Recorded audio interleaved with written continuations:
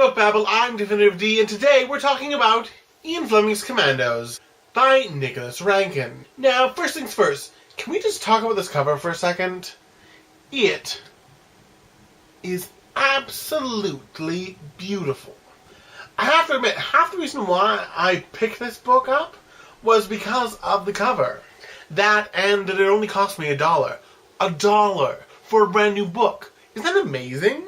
Well, okay, and maybe the reason why I picked it up was because it was the story of Ian Fleming's war career. Ian Fleming, of course, wrote the book Chitty Chitty Bang Bang, and he's more famous for his James Bond series. Now, James Bond is a huge guilty pleasure of mine.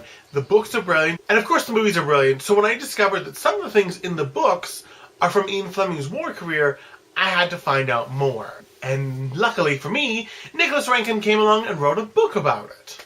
Ever since I read A Man Called Intrepid by Canadian author William Stevenson, I was really intrigued by the espionage aspect of World War II. So a book about a famous British spy squad and one of my favorite authors seemed like a no-brainer for me. Now, we all know that history books can be a little dry in their presentation. Luckily, Nicholas Rankin does a bang-up job of presenting the information and keeping you intrigued so that you want to turn the next page. He even goes so far as to tell the reader that a certain chapter in the book is a bit more technical, so if it really isn't your thing, you could totally skip it, which I thought was really cool, because not a lot of authors are going to tell you, hey, it's okay if you kind of skim over this section of my book. Being a typical history book, there are some glossy photos midway through, and the one that I thought was really cool was this one. It is Ian Fleming having a conversation with Sean Connery. I found his use of footnotes to be not very distracting, and generally, that's where you're going to find the information of which Bond novel he's referencing. Now, I'm not going to spoil the book for you and tell you every single James Bond reference, but I figured I'd share a few that I thought were really cool. The first one comes from the James Bond book on Her Majesty's Secret Service. So we see James Bond heading over to M's apartment. When James Bond comes to the front door, he notices a ship's bell, the HMS Repulse. Now, the really cool thing about that is that in the book it's described that that is the ship, that is the last ship that M served on. Bringing this back into the real world, that was also the last ship that C served on.